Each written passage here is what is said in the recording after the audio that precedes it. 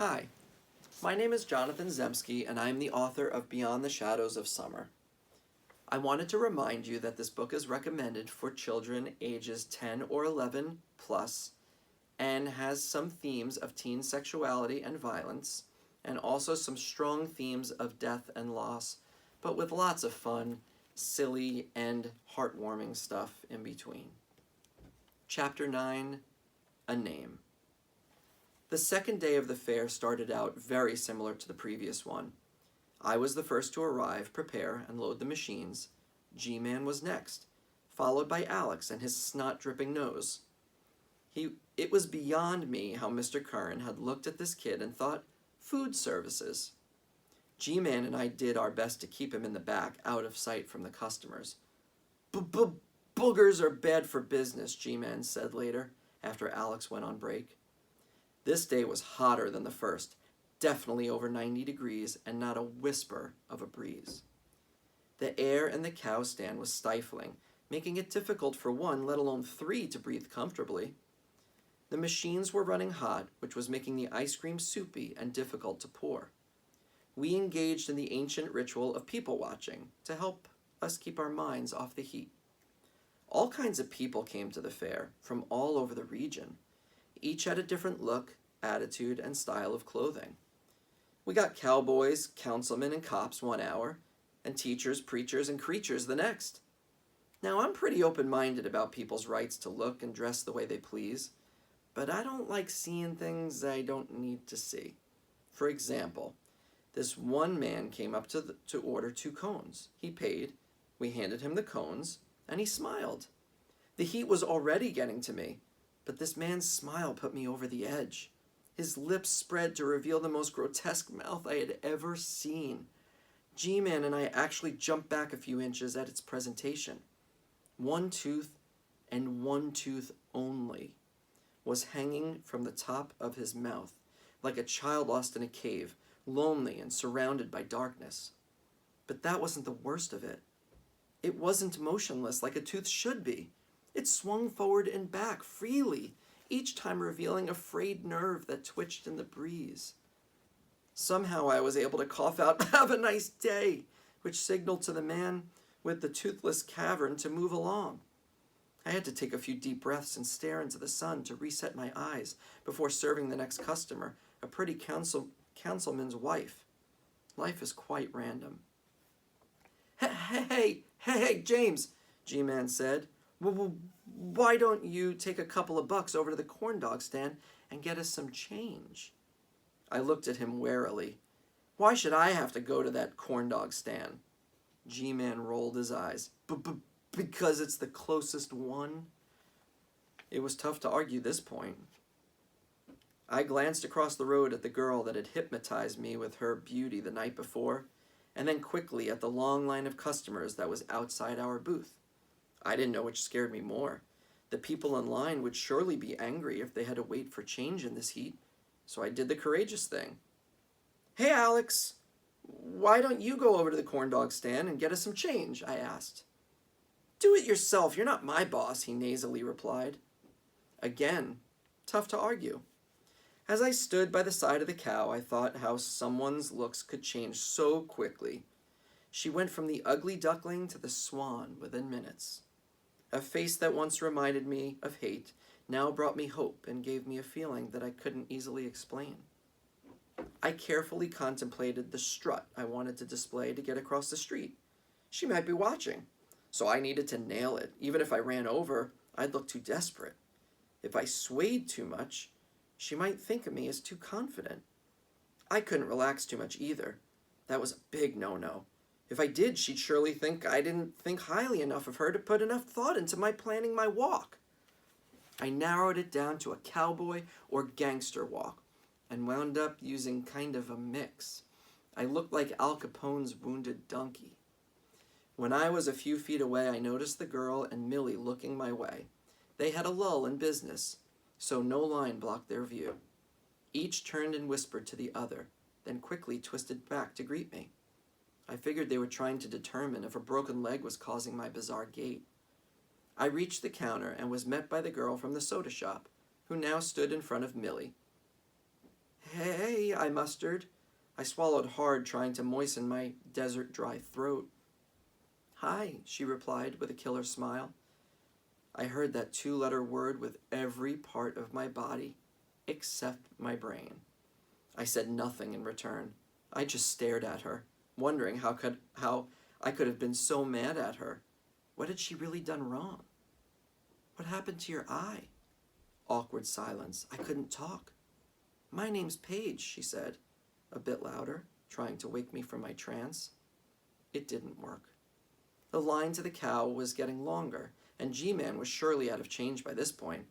I didn't care, though. Nothing seemed to matter. Cows, fares, gravity. I was in another world. If only I could just communicate.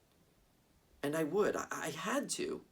I would not be deterred by a little bit of nerves, nausea, and an inability to animate my tongue. I had something to ask her. G-Man and Alex were depending on me. I turned and walked back to the cow. I made my way back across the pathway, all traces of my gangster and cowboy walk gone, replaced by a depressing slouch shuffle. I entered the cow, closed the door, and sat down on a milk crate. Did you get the change, James? G-Man asked.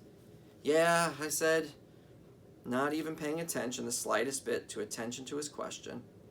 He was frantically trying to serve the customers by himself. Well, let's have it. We're almost out.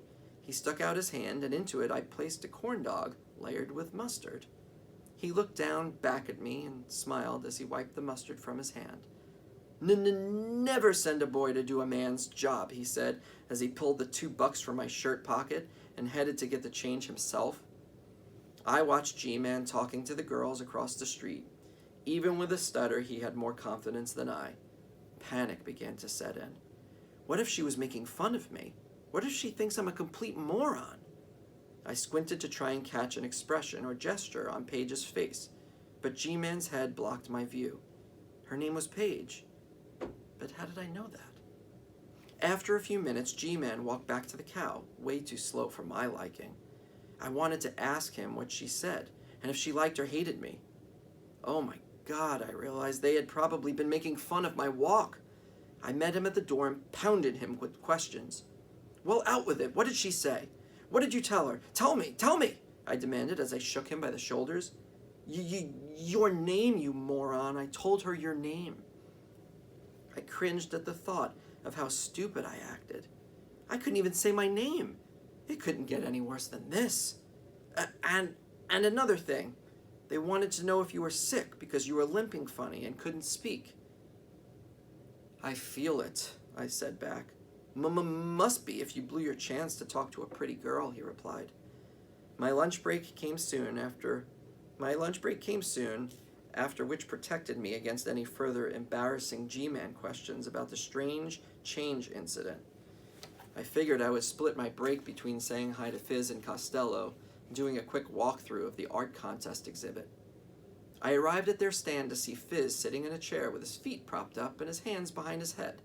Today, his button read, I have an XL chest.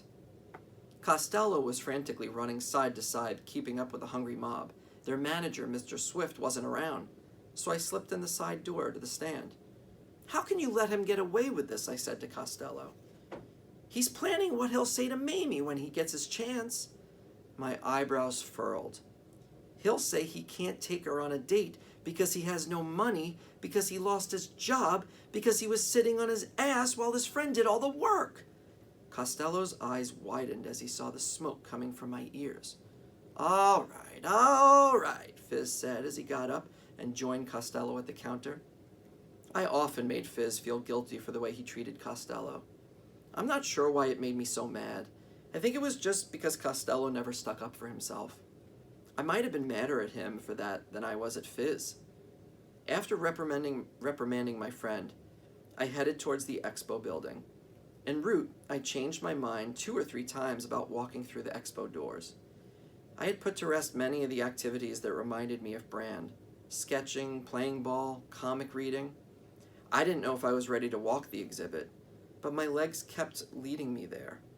The expo building was an enormous 2-story structure that provided an ample space for the local vendors to sell a variety of goods.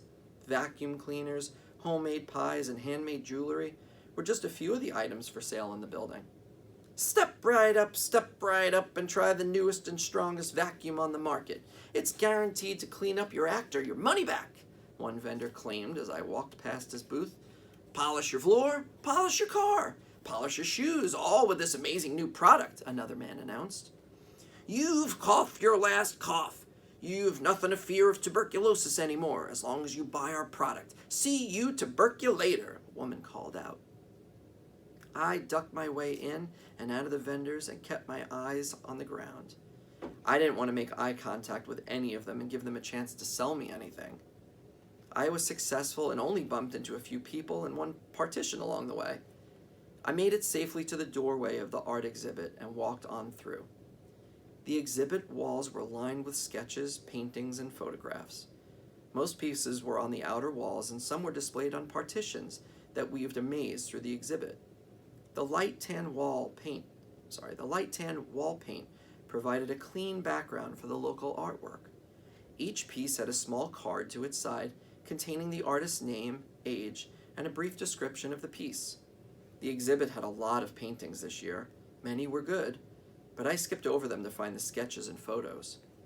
They were few and far between, but most were very well done. There was a photo of the old Main Street taken by a 45-year-old woman, a sketch of a very old man dancing with a young lady drawn by a 27-year-old woman, and a photo of the expo building shot by a 20-year-old girl that were among my favorites. Some of the entries by the younger contestants were also good. A photo of the butter cow taken through the window of its refrigerated room was cool looking. A sketch of a clown by an 8-year-old showed the clown's feet, nose, and hair as significantly larger than normal. I wondered if this is how all young children saw the world. I tried to recall if I ever did. I looked down at my feet to compare them to the clown's and spotted a smooth-looking rock. I bent down, picked it up, and began running my thumb over its surface. We each held a rock in our hands, pacing back and forth, debating our final decision. Bran insisted that his favorite, a sketch of an old baseball glove with a slight tear in the seam, should be the winner. I was torn between that one and an overhead photo of the fair taken from the Sky Ride. It was a crisp shot that captured the entire midway. I gave it a few seconds thought, but then agreed with Brand. I usually favored sketches over photos anyway. It was hard to argue the time and effort put into a sketch versus the fraction of a second required to push a button on a camera. I respected the length of time it took to paint a picture as well, but I was more intrigued by what someone could create with a single shade of lead than a full palette of paint. Brand and I shook hands on our decision and placed our rocks on the ground at the foot of the winning piece. Brand asked, "Do you think I will ever be able to draw that well?" "You almost do already." I mussed his hair as we walked out of the exhibit.